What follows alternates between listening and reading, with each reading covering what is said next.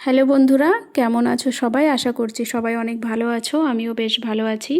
আমার ছাদ বাগানের আরেকটা নতুন ভিডিওতে তোমাদের সবাইকে স্বাগত জানাই।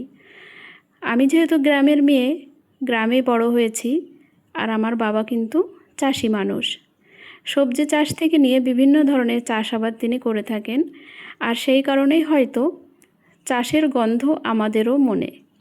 আর সেই গন্ধের জন্যেই আজকে দেখো আমিও চাষ শুরু করে দিয়েছি আমার ছোট্ট ছাদ বাগানে। আমার ছাদটা খুব বেশি বড় এরিয়া জুড়ে না, তবে যেটুকু জায়গা রয়েছে এর মধ্যে অনেক গাছ লাগিয়েছি। আর শখের বশে আমি লাগিয়েছিলাম সিজন শুরু হওয়ার আগেই পেঁয়াজ আর রসুন। তো পেঁয়াজটা খুব ভালো হয়নি, মোটামুটি হয়েছে, আর রসুনটাও তেমন, তবে পেঁয়াজের তুলনায় রসুনটা বেশ ভালোই হয়েছে। তো এবারে ভাবছি যেই সময়তে রসুন আর পেঁয়াজ লাগাই সবাই, আমিও সেই সময়তে লাগাবো। চাষি বাড়ির মেয়ে বলে কথা, মাঠে জমি নেই তাতে কি হয়েছে, ছাদে যেটুকু জায়গা রয়েছে সেটাকেই আমি জমি বানিয়ে নিয়েছি। খুব ভালো সময় কেটে যায়। সকালবেলা ছাদে আসি, তারপরে বিকালে আসি, বিকাল থেকে সন্ধ্যার পর্যন্ত থাকি, তারপরে রাত্রে শোয়ার আগে আরেকবার ছাদে এসে আমি গাছগুলোকে দেখে যাই। তো এর মধ্যে দেখো রসুন লাগানো ছিল, পেঁয়াজগুলো তো তুললাম, এবার এর মধ্যেও দেখি আর কিছু রসুন পাই কি না।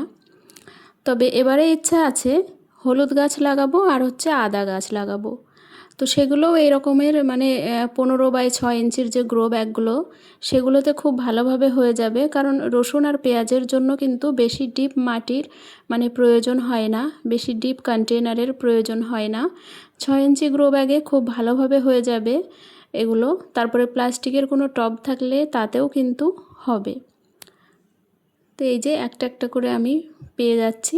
রসুনগুলো মোটামুটি ভালোই হয়েছে, খুব বেশি খারাপ না, কারণ আমি যেভাবে রসুনগুলো লাগিয়েছিলাম আমি নিজে তো জানি, একদম ছোট্ট ছোট্ট যে রসুনের কোয়া সেটা লাগিয়েছিলাম 1 পিস অনলি। তো তার থেকে পুরো আস্ত গোটা একটা রসুন পেয়ে যাচ্ছি, এর থেকে ভালো আর কী হতে পারে বলো বন্ধুরা। তো এখানে সবগুলো তুলে নেওয়ার পরে, আর পেঁয়াজ গাছে না ফুল এসেছিল, তো ভেবেছিলাম ওগুলো থেকে বীজ হবে, সেই বীজ আমি রেখে দেবো, বাট এগুলো না বীজ হয়নি, জাস্ট ফুল হয়েই রয়ে গেছে।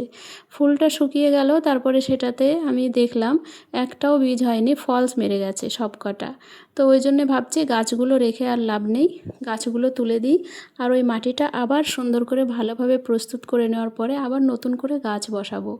তো যে রসুন আর পেঁয়াজ গাছগুলো আমি কেটে রেখেছি, সেগুলোকে এই যে গ্রো ব্যাগের মধ্যে দেওয়া হচ্ছে।